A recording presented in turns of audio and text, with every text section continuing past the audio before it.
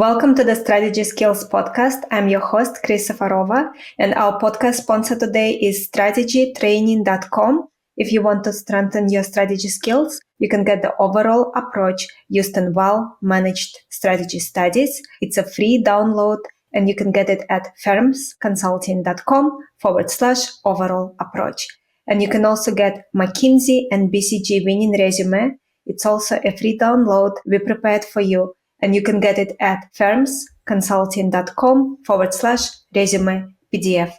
And Firms Consulting is sometimes difficult to spell. It is FIRMS consulting.com/resume PDF.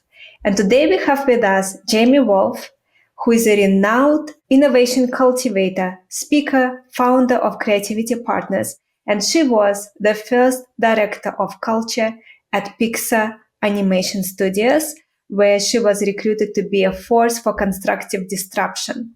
Jamie has 30 plus years of experience practicing organizational psychology and draws on her impactful work with organizations like Google, Dreamworks, University of California, and Pixar Animation. Welcome, Jamie. Thank you. Let's start with speaking about what was it like to be the first director of culture at Pixar Animation Studios? Well, coming into Pixar under the leadership of Ed Catmull was a remarkable experience. Ed Catmull is one of these leaders who is not only a renowned physicist. He won the Turing Award. He's, the co-founder of this incredibly successful creative company. But when I talked to him initially, I was really blown away by how well he understood the people side of business.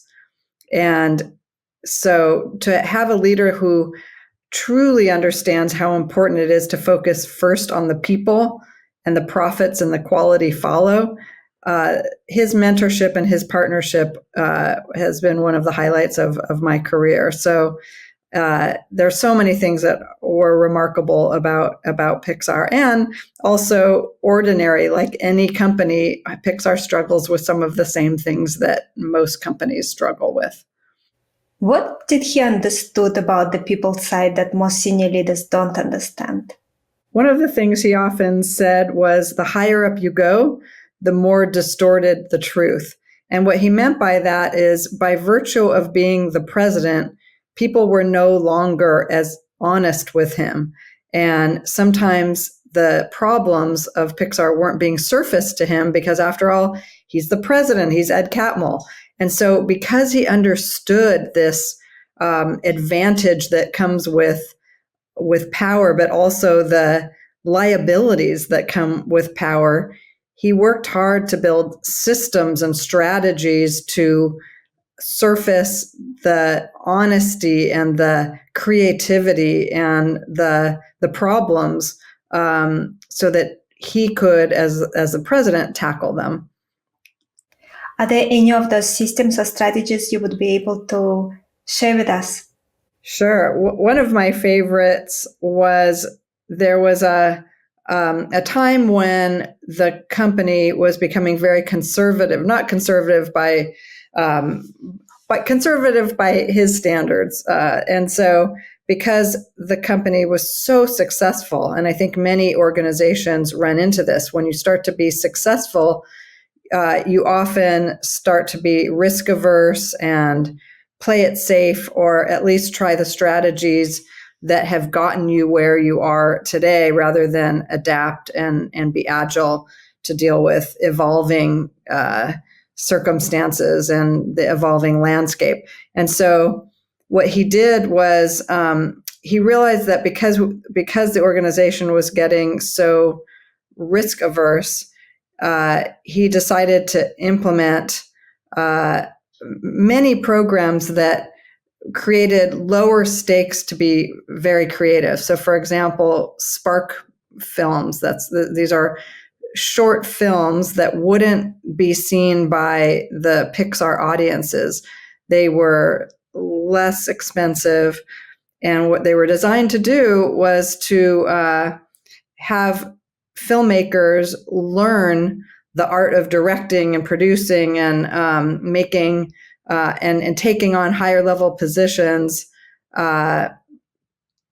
so that they could have a fertile learning ground that wasn't so high stakes, so that the creativity would flourish.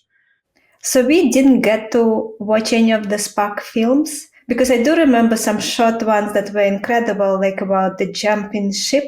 Yeah, there were some Spark films that actually ended up being at the beginning of Pixar films that were either streamed or in the theater, but it wasn't the plan. And so I think because of that, the stakes were lower and the creativity was just incredible because of all the experimentation and trying new methodologies and working in new ways that can't really happen as readily when there's so much on the line.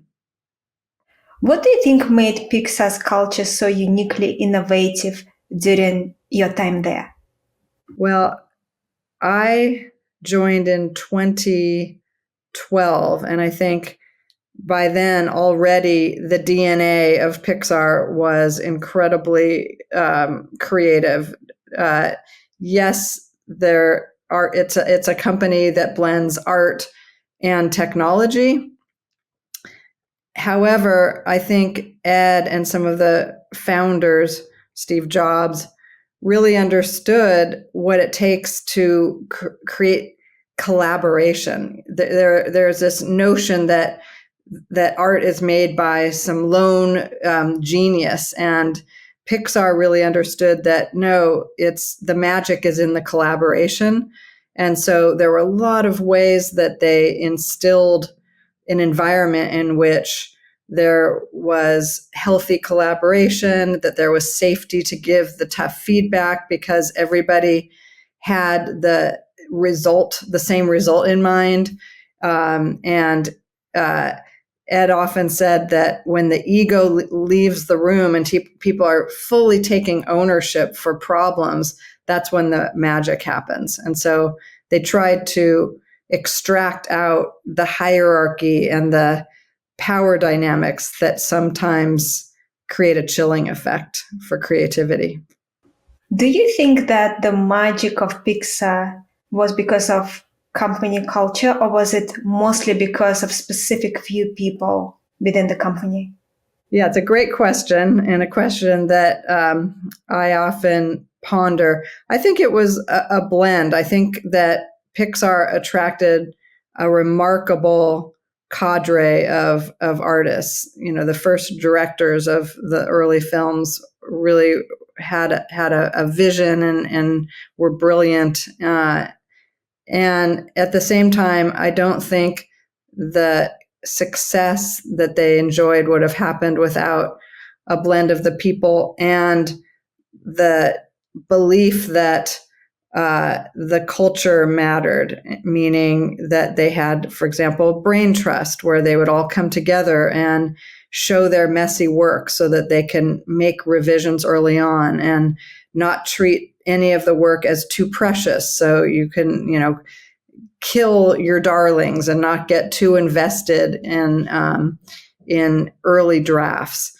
And the idea that good ideas come from anywhere, that it's not necessarily the person at the top of the hierarchy who is making the calls, that there might be people who have very little hierarchical power in the room who might have a brilliant idea. So let's create an environment in which everyone feels safe to contribute. Did you get to work with Steve Jobs? No, unfortunately not. So, do you think that other companies can adapt some of the elements of the Pixar culture to be more creative? And if so, what are the most important elements to adapt? Yeah. Well, one of the elements that I think is most important is to have leaders. The leaders who are hired and promoted need to really be skilled in people management, not just competent in their craft, whatever that is, or in generating profits and, operating with that kind of efficiency to get from A to B. I think the environment and the environments in other organizations I've seen as well, where leaders really cultivate the agency, the full power of their teams is where I see the most innovation and the most productivity. Too often I see organizations over-indexing on efficiency and on getting profits, which is killing the joyfulness, not to mention the creativity, the innovation, and the mental health of the people. Do you remember a specific pivotal moment from Pixar time that really shaped your view on how to run a successful organization that is very creative and creates magical things for the world? There's so many things. I mean, one of the most meaningful programs that I was involved in was a program for the women story artists. And so Pixar, for a long time, had only white men who were the directors of Pixar films. And the leaders saw that as problematic. And so we developed programs, one of them being specifically for women story artists, to meet together and create a safe and emboldening learning cohort where we introduced coaching and workshops and guest lectures and mentoring so that these women had the scaffolding they needed in order to be elevated to be film directors. And that's the kind of agility and adjusting to different circumstances that I found most gratifying and exciting. Could you define constructive disruption? Yes. So when I was hired, Ed said that he wanted me to be constructively disruptive, meaning he was very honest that there were things that were not working as well as they had in the past. There was favoritism. There was the old boys network. There was so many things that happen in so many organizations. And he just happened to be very honest about that. And he needed somebody who was willing to confront some of those existing practices that were either biased or were stifling creativity and growth into the future. So he wanted somebody who was able to, I guess, courageously poke at the status quo, poke at the existing structures, and create change, positive change. Was it very challenging, and what surprised you about this process of applying constructive disruption in your work? Honestly, yes, it was very challenging. It's not easy to be the person who's bringing challenges or poking at the status quo with some senior leaders who like the status quo, like things just the way they are. And so because he gave me permission to be constructively disruptive, I kept that in my mind always, that this is my job. And if it means that I need to question some behavior or some strategy or some direction or decision, I just always had in my mind Ed's permission, not only permission, really mandate that my job was to poke at the status quo. But yeah, it could be exhausting. I think most people weren't in a position to speak up to authority in the way that I did, I felt my job was to do that. And so because there's fear around that, it wasn't like I didn't feel fear to do some of the pushing back that I had to do. But I think with Ed's cover and many leaders who believed in the need for some positive change, it became possible and easier. Could you share a specific example? Not too specific, just for confidentiality, but there were times when there were problems that were happening on films, for example, and they weren't being shared by the executives. So the executives couldn't address these problems, but the crews were afraid of bringing up the problems, because that happens when you feel like there are problems. You want to at least feel like you can solve them before raising them to executives. And so we created, with Ed actually initiated this program called Peer Pirates, where we turned the organizational structure upside down, and we had non-leaders who were nominated to be on the ground, listening to people, sussing out what the challenges were, and raising the problems to the executives. And so these people who were called the Peer Pirates, who were not leaders, had permission to say this is a problem. And again, with that permission, problems started surfacing with more fluidity. And how was it received by other people on the ground, that there are those pirates running around?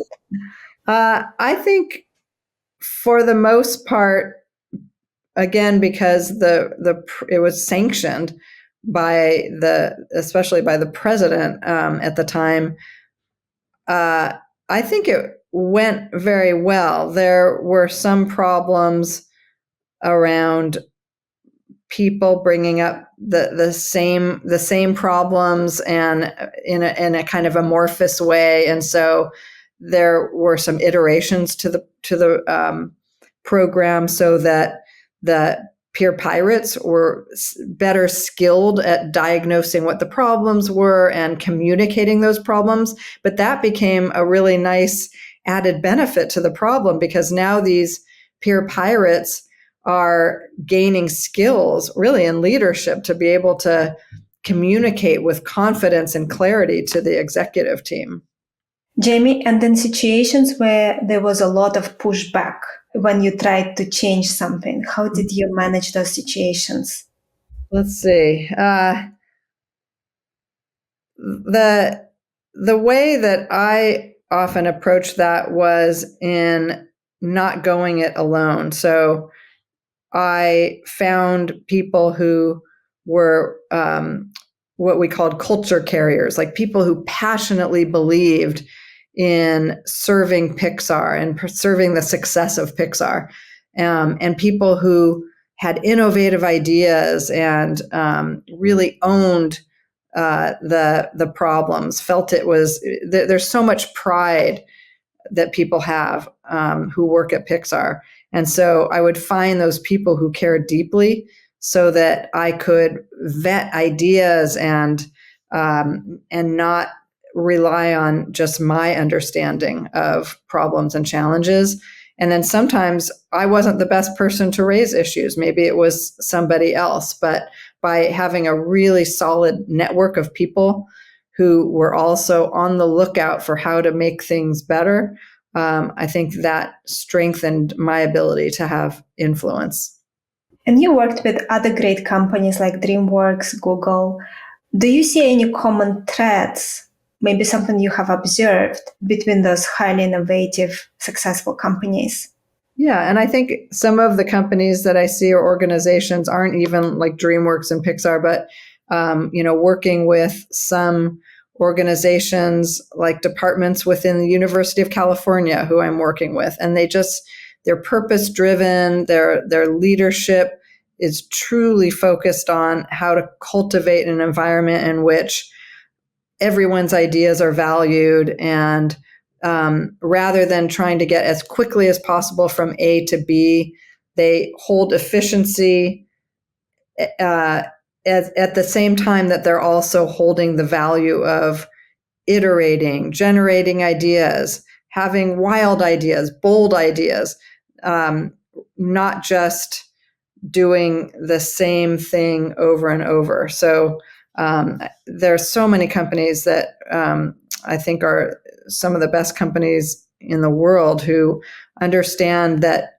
creativity and innovation is very different than efficiency and profit mindset. So they're able to toggle back and forth and create the safety needed for that more messy creative process. That is so true. So when someone is trying to foster constructive disruption, what are some of the biggest challenges leaders face? Well, I think, again, like having the humility that we may not have the best understanding, like checking our assumptions before we charge in and say, it should be this way, it should be that way. I think listening is a really difficult skill and underrated, and to pause and solicit input from a diversity of perspectives throughout the organization before charging in and coming up with your solution or your criticism. So I think that it's about leaders who are highly skilled in listening and asking powerful questions. That goes so far in having an understanding of what the problems are. And when you think back to your time with Pixar, what do you miss the most? The people. I miss the people. It was just, when I first came in, I wasn't at all knowledgeable about filmmaking. And in fact, that's why I thought, the job wasn't a good fit for me, because I wasn't even a fan of animation. My kids were, but I came to be a huge fan just because of the appreciation of the filmmaking process. And that taught me so much about the creative process in everything that I do, whether I'm writing a research paper or I'm working with a team. I feel like I've really internalized that way of making films where you're constantly iterating and blowing things up and trying again and adjusting and seeking feedback.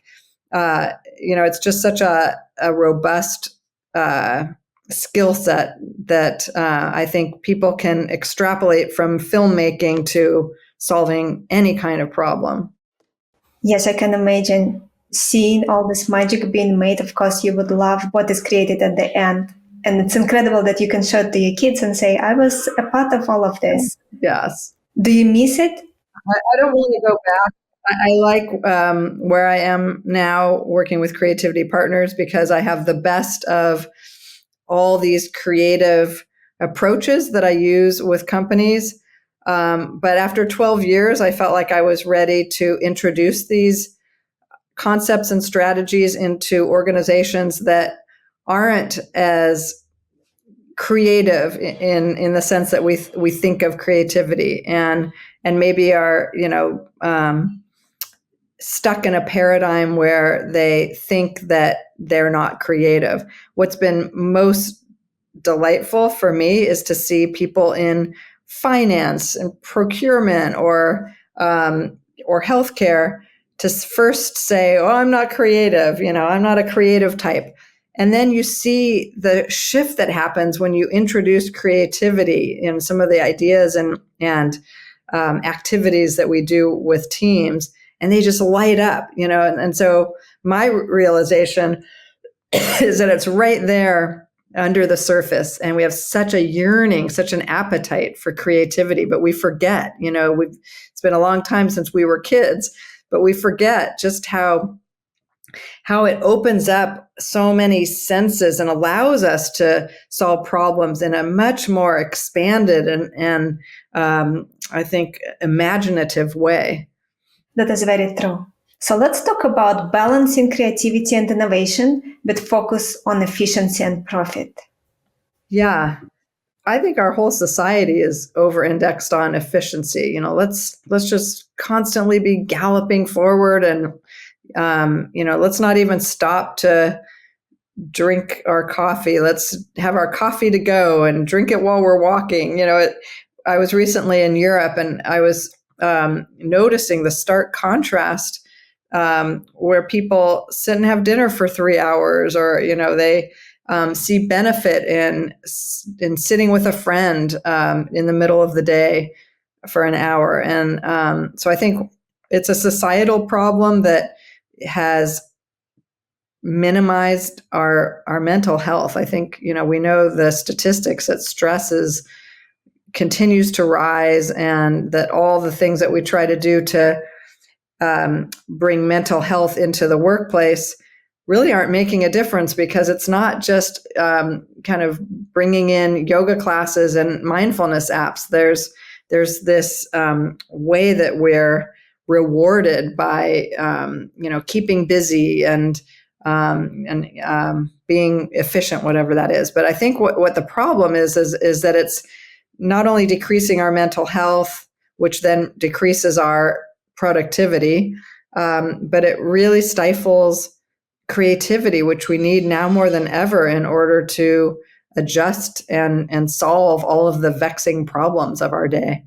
That is very true. So for someone listening to us right now, and obviously they have, let's say it's a leader, they have a team they're responsible for, and they are evaluated based on how much money their division, let's say, makes, is a primary marker that people paying attention to. So how would you recommend they go about balancing creativity and innovation, which we really need for the long-term longevity and for creation of the magic for the world, with that extreme pressure we all feel because of efficiency and profit focus? Yeah. I mean, there's no easy fix. That's the difficult problem, is we're being incentivized to bring in a profit, get results. And so it's a mindset shift. And, I wish I could, in this short of time, boil it down to what we need to do, but I don't have those answers either. I think it does require, though, a paradigm shift where we just have a belief that if we at times slow down, or we have a faction of the business that has, like the Spark films, lower stakes in order to iterate and brainstorm and generate ideas, that we need both. We absolutely need the efficiency and we need the profit. And at the same time, that belief that we absolutely also need the more circuitous journey that is creativity. And there's a bias against creativity because it's not efficient. By its very nature, it is more circuitous. It's, we have to make mistakes and go in one direction and try a different direction. So that's a hard thing to swallow when you're feeling under pressure to get results. No easy answer. That is very true. It's an art as much as a science. Yes. We all have to figure it out. Yeah. And continue to grow and pursue mastery and be more and more effective leaders. So how would you define a creative leader? That's a good question. I think a creative leader is, first of all, one that sees that it takes a diversity of ideas to be truly creative, to not go it alone. I don't think that's how most of the greatest creative breakthroughs happen. And I think a creative leader also has intellectual humility. They know to ask the questions rather than jump to the conclusions. They have humility about what they don't know. And again, back to Ed, he always said that he's wrong at least half the time. So I think we need to understand that we're going to be wrong, especially at the beginning of a creative project, before we get it right. So yeah, I think humility is a really important quality in a leader. And of course, feeling psychologically safe is an important component for a team to be creative. Absolutely, yes. How can leaders help their teams to feel psychologically safe? Well, one of the things that I always use to diagnose whether a team has psychological safety is what happens after mistakes occur. Is there punishment? Is there blame? Are you looking for, who did it? Or are you engaged in learning? Are you thinking about, okay, what did we learn from this setback? And seeing it as an investment in moving forward, that it's a natural part of the problem-solving process.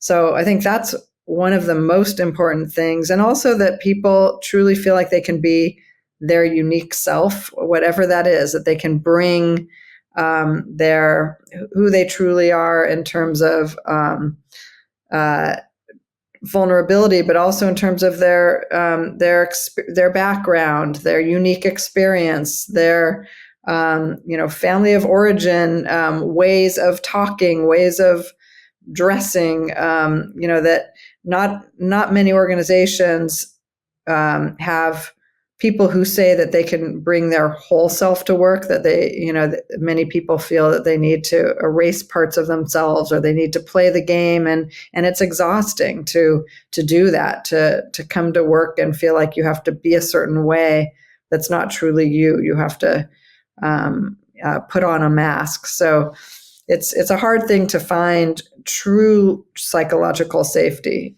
in the workplace. Yes, for many people, it's even hard to find it at home. Let Yes. alone Yes. So true. So true. Do you think that leaders should try to use more humor and play to foster creativity? Yes. My one of my business partners, the president of our company, Chris Bell, always says that we have this notion that we have to be serious people. That's this paradigm of, if we're not serious people, then we're not showing our value. We're not going to get the promotion. That's one thing that Pixar did really well, is a lot of play, a lot of levity, a lot of goofiness. And people would sometimes come in who didn't know better and say, wow, Pixar's, everyone has so much fun here. And yes, that's true, but it was also rigorous. So I think, yes, introducing play, the neuroscience of that is well researched, that, with less fear, more play, more levity, we're going to just be more productive and come up with better ideas. And play has to be coupled with rigor. It's not like we're just playing all day long. But yes, I think one of the things that I always do in the meetings that I lead, and I advise leaders to do the same, is just take 5 minutes at the beginning of a meeting to humanize the room. And whether that's asking a goofy question, or finding out what people did over the weekend, or asking people where they are on the range of emotions. It just allows people to bring that authenticity, that levity. And then we do a lot of work with playing games, improv, getting people to really use their full imagination that they can then bring back to work. Jamie, and what advice would you give to leaders who are managing remote or hybrid teams? Yeah, it's hard on Zoom. It's so qualitatively different to be in person versus Zoom, but there's so many advances in what we can do on Zoom. You can play on Zoom. You can have personal conversations on Zoom. We just have to get really creative about how to do that. But I think we've seen that that's definitely possible. I always ask people to keep their camera on, because it's just so much easier to create community, that sense of that we're all in the room together. And it also curbs the multitasking that can happen when our cameras are off. But we've had lots of sessions with organizations focused on play and using music, storytelling, drawing over Zoom. How has your definition of leadership evolved over the course of your career? I don't know that it has that much. I think I've always thought that the best leaders are those who see the potential in you more than you can even see it in yourself. I've always loved that definition. That I remember one of my favorite leaders. He had so much confidence in me, and I didn't have confidence in myself.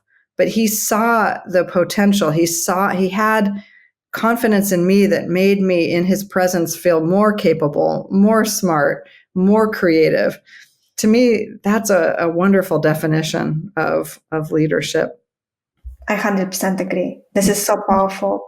And Yeah. if you look at many successful people, it is not uncommon for them to have someone somewhere in their life who believed in them. Yes. And then they realized that then it is possible for me. Absolutely. And also the converse is true, right? We've all had those bosses who are micromanaging us or second guessing us or constantly on the lookout for what we're doing wrong. And then we feel the opposite of confident. We feel like our self-worth declines, our mental health declines. I've had so many people who are struggling with bad bosses who start to question whether they're even in the right career. It's very troubling. Yes, it can be very damaging and it stays with people for a very long time. Yes, exactly. The research shows at least 22 months after you've had a bad boss, that trauma sits in your body. Yes, and probably longer if you don't work Probably longer. Yeah. through it, it's still in your body. There's Yes. an amazing book, A Body Keeps the Score. Ooh. Oh, yeah, right. The body. Yes, I love that book. Yeah. What is the most valuable leadership lesson you've learned, and who taught you this lesson?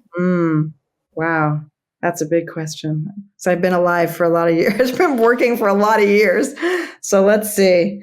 I really think because it was so formative, when I was in my late 20s, I had a boss who was like I described. He just believed in me, and he had no reason to because I was, fresh out of grad school. I really was not super confident. I wasn't great in front of the room. I was doing leadership training, and I knew I was fumbling, but there was just a way that he held me and elevated me and emboldened me and inspired me.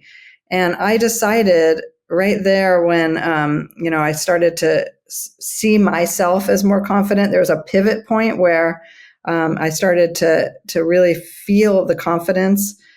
And I vowed that I wanted to be that kind of leader, and I wanted to cultivate that kind of leader because it was so powerful for me as I'm forming my sense of myself in the workplace. Could you share with us books, podcasts, courses, or resources that were most helpful for you when it comes to business or when it comes to life? Ooh, yes. Oh my gosh, so many. When it comes to business, I do love Adam Grant's Work Life podcast. I think he's just an encyclopedic, and I love the way he conducts his interviews. I recently, this is not exactly business, maybe more life, but Julia Louis-Dreyfus has a podcast called Wiser Than Me, and she interviews women who are 70 and over about their advice, their lessons learned, and it is so funny, but also profound. I love this podcast. Books. I mean, I have to say Ed Catmull's Creativity Inc., the second edition is just, I go back to it over and over and over again. I also go back over and over to Difficult Conversations by Sheila Heen, and Unlearning Silence is a recent book by Elaine Lynn Herring about how we've silence has become a norm in so many arenas, and how we can use our voice and navigate power dynamics in life and in the workplace. So I could go on and on, but I'll stop there. And I wanted to ask you, how do you personally stay creative and innovative? Yeah, good question. I find for me, it's a sideways way to creativity, but I need to walk. That's how I'm most creative. I'm constantly walking. I live in North Berkeley, close to the hills, so I walk up out of my house and up into the woods, and I feel creative. I could be in a crappy mood and I start walking and I start getting ideas and getting clear on what I want to do with my day. And I'm solving problems. And I've read a lot about walking, and I think there is neuroscience to this, but I just have to walk. And if I don't, it really starts to affect my mental health, and I feel far less creative. I also, I'll just doodle or watercolor and engage in creativity. And I find that it creates a sense of calm. And there's a book, another amazing book to recommend, called Your Brain on Art by Ivy Ross and Susan Magsamen. And it's all about the science behind engaging in art and how it affects our well-being. So I've just made a point of adding that to my exercise, is to engage in it. I don't fashion myself an artist, but to just kind of doodle or watercolor. I found that to be a really nice way to cultivate my creativity. Definitely. And the last question for today, my favorite question to ask. Over the last few years, could you share with us 2, 3, or even one aha moment or realization that really changed the way you look at life or business? Wow, what a profound question. Oh my goodness. I'm gonna get off this call and wish that I had a better answer, because right now there's so many things that are swirling around. But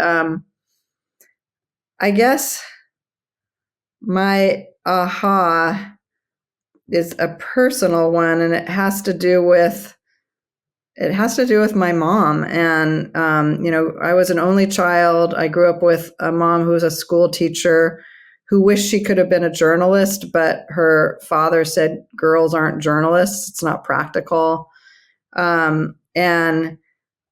my mom made the most of being a school teacher and was really passionate about it. But I just had this aha that my, if you call it, calling to do this work, really came from growing up with a really creative mom, always going to museums, always doing arts and crafts, but also seeing her not fully realized. And I just go back to that. I do go back to that again and again, but I recently just solidified, like, that is it. And also, an aha that maybe this isn't an aha, but that I want to leave the workplace as a place of creativity, so that my kids and also all of the young people that I love working with. I love working with young people and coaching young people, that I want them to have a workplace in which they can be themselves and where they can flourish. That is very true. So important for young people and for all of us, actually, to have a place where we can be ourselves and we can flourish. So many of us, we have been very different people when we were kids. Yes. We were so much more free, and we followed our curiosity, and we felt happy about life. And then it's so easy to lose it in this, so to say, rat race. Yes, exactly. Yeah. It's like, what are we doing to ourselves? It's not worth it. It's like, there's so much fun to be had, and you can have fun at the same time that you're productive. It doesn't have to be an either or dichotomy. And more than that, you can create incredible things when you are having fun, when you're doing what you love. Yes, right. Creating more ease. It doesn't have to be this serious person paradigm. I was just teaching a class, guest lecturing at the Haas School of Business with business students. And we did art, and they were so excited, like, oh my God, this is mind blowing that business could be like this. Like, they wanted to hear all about how I bring art supplies, crayons into the workplace. They're like, what? That's just amazing. So more of that. Very true. So I hope all of our listeners will let themselves today, even if it is just for 10, 15 minutes, be themselves. Yes. And follow your curiosity and do something that you really want to do. You don't need to be a serious person all the time. Absolutely. Amen. Jamie, thank you so much. Such a pleasure speaking with you. Where can our listeners learn more about you? Anything you want to share? Our website is at creativity-partners.com, and I'm at Jamie at creativity-partners.com. Jamie, thank you again so much for being here and for sharing all your insights and experiences with you. You had such an incredible career so far, and I'm looking forward to see all the big things you'll continue doing. And I want to thank you for such thoughtful questions, thoughtful and profound, and sometimes difficult to answer, but really good questions. So thank you so much. Thank you. Our guest today has been Jamie Woolf. I hope you guys enjoyed it and made the most of it. So many things to take away. And our podcast sponsor today is strategytraining.com. If you want to strengthen your strategy skills, you can get the overall approach used in well-managed strategy studies. It's a free download we prepared for you, beautiful one-pager, and you can download it at firmsconsulting.com/overall approach. And then there's another gift for you, McKinsey and BCG winning resume. And this is a resume that got offers from both of those firms. And you can download it at firmsconsulting.com/resume PDF. Thank you everyone for tuning in. And I'm looking forward to connect with you all next time.